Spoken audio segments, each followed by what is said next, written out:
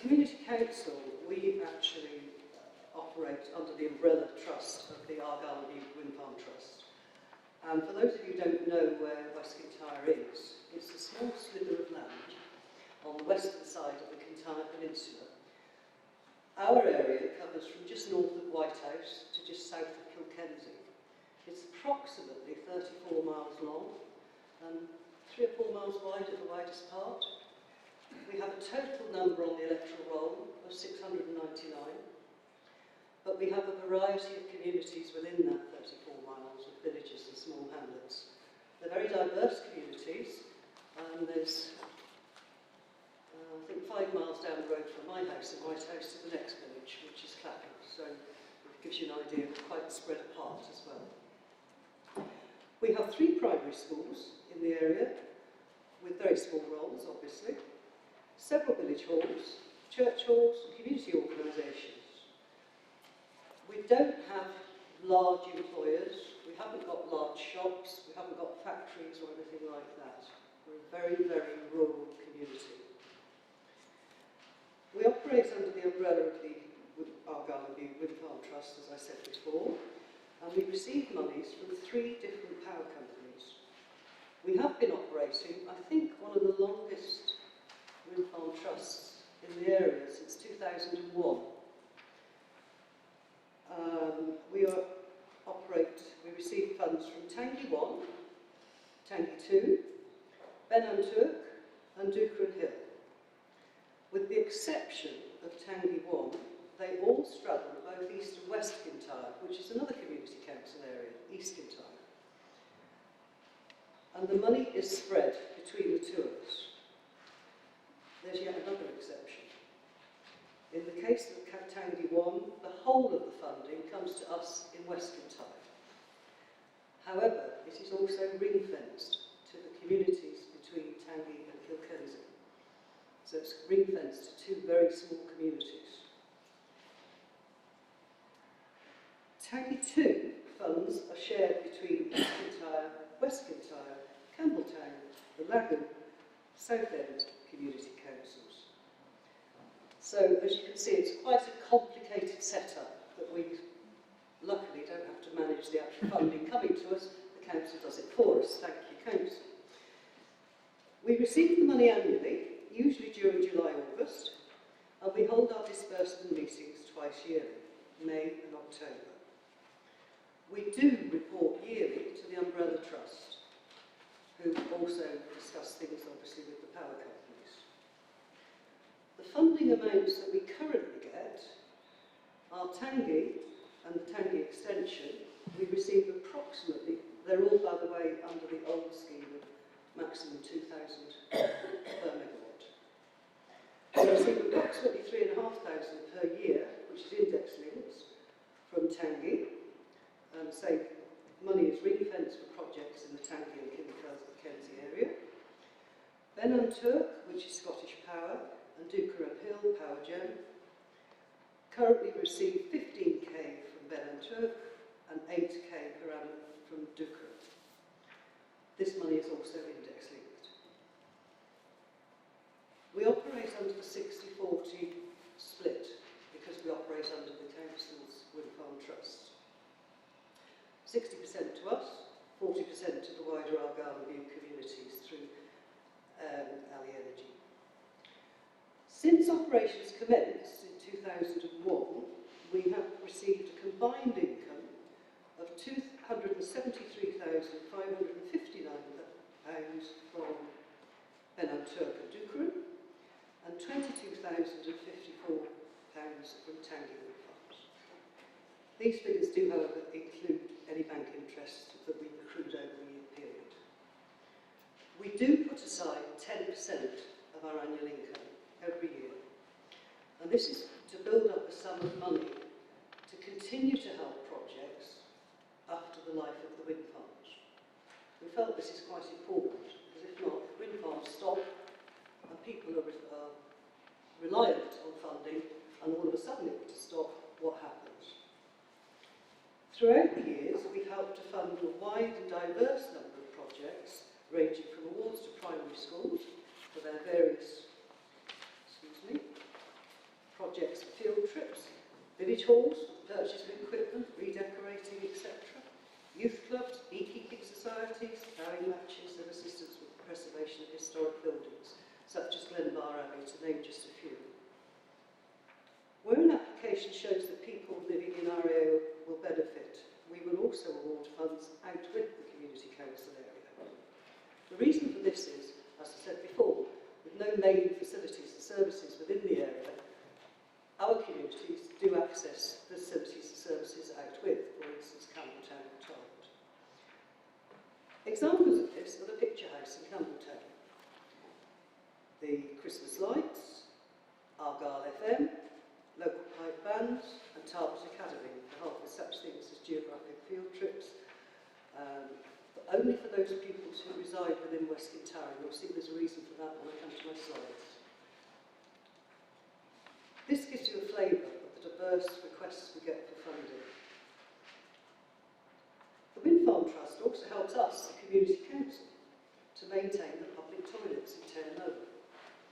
These were threatened with closure a few years ago, and rather than have them closed, as a Community Council, we took on the role of operating the toilets for the public conveniences, to say, at the Gia Ferry Terminal. There are no toilets apart from that between Tarbert and Campbelltown, which is an awful long distance for people travelling. However, we are currently, hopefully, negotiating a new partnership with the council regarding the upgrading and running of these toilets, so we may be able to free up some of the Wind Farm Trust back into the community in the near future. It's very normal to receive requests for far more money than we have available. And we've increasingly noticed that people are requesting the full amount for their projects rather than part funding, which is becoming a bit of an issue in many ways, because part of the criteria is that they should be looking at funding some parts themselves. So here we go. Gone the wrong way. Sorry about, you don't do that. There's you can see the shaded area is our the area that we cover. So that's where the funds come from. Now the process. About 6 to 7 weeks before the disbursement meeting, we place adverts up and down the peninsula in all the village shops, village halls, etc., seeking applications.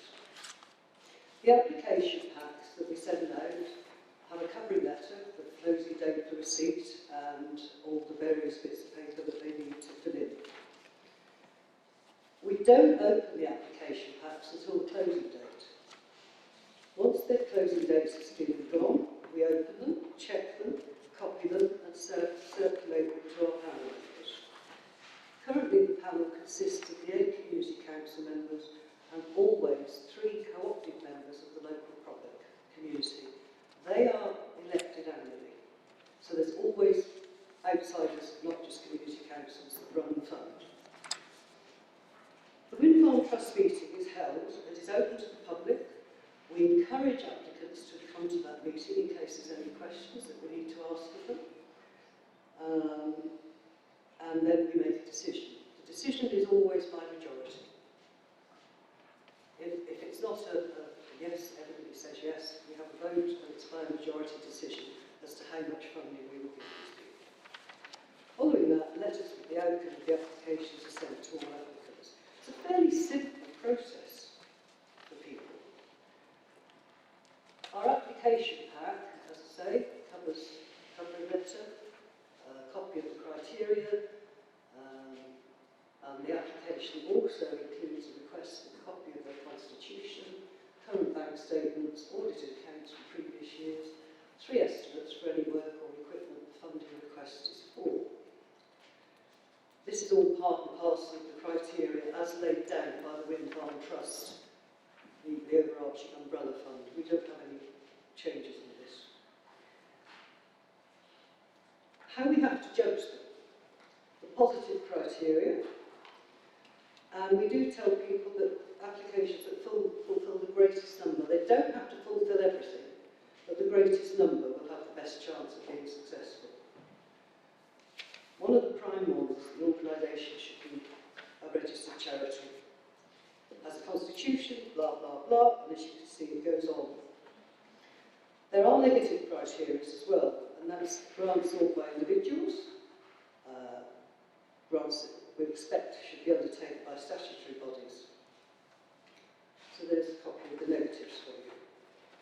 We also give grants for capital costs and revenue costs in certain instances. Pros and cons.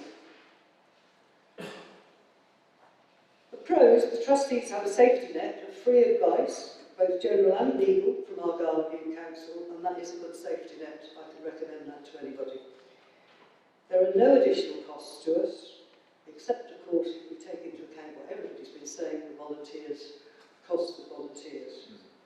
In practice, there's no interference from external people. The assessment is taken by local community plus local co-optees and allows local knowledge to be used in the decision process and is therefore transparent. We do minute our meetings and we put the minutes up so that all communities can see what's going on. We have an annual meeting with the council which allows for discussions with other trusts. The cons. The ring-fence monies for small communities. Now we are increasingly finding that this is difficult, and if there's large sums of money for tiny rural communities, it will be difficult for them to spend it. Local people have a perception that the council top slices the fund because of the 60-40 split, run by volunteers, and some of the criteria could be a barrier. Perhaps they need looking at every 4 or 5 years or so, because 25 years of the same criteria, communities move on. The future. Kintyre currently has several applications at various stages of planning process. To name but a few, these are the repowering and further extensions of Tangy, the Blairy Hill Wind Farm, the Cregan Hill Wind Farm. These three are in and around the Glenbar, Tangy, Kilkenzie area. Another, Blackett Glen, is above Moosdale and is currently in the pre-planning consultation and scoping stage.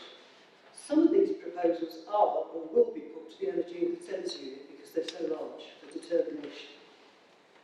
We also have one application that's just been agreed following appeal to the reporter, and that's a pre-sale above White House.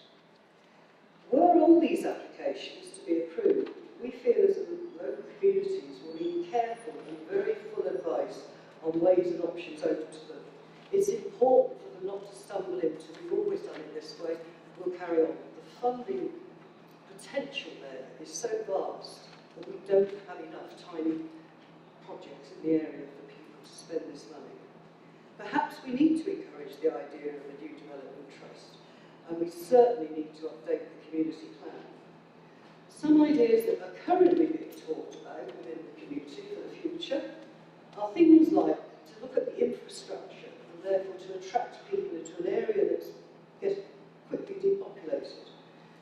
Installation of solar panels on all village halls. This will help them to become green, effective and be more self-sufficient. Electricity discount schemes, help with funding or upgrading of broadband provision for communities that aren't going to be getting it in the latest round of upgrades. We understand this can happen from Metmast, etc. Community-owned minibuses, education bursaries, to name just a few. People are beginning to think about what they could spend money on, and perhaps we need to look at a hybrid or a variety of funds, or even, as just been suggested, one big fund that all the wind farm developers pay into one, which will help us to grow the infrastructure of the community and therefore hopefully attract people to the area, families, children.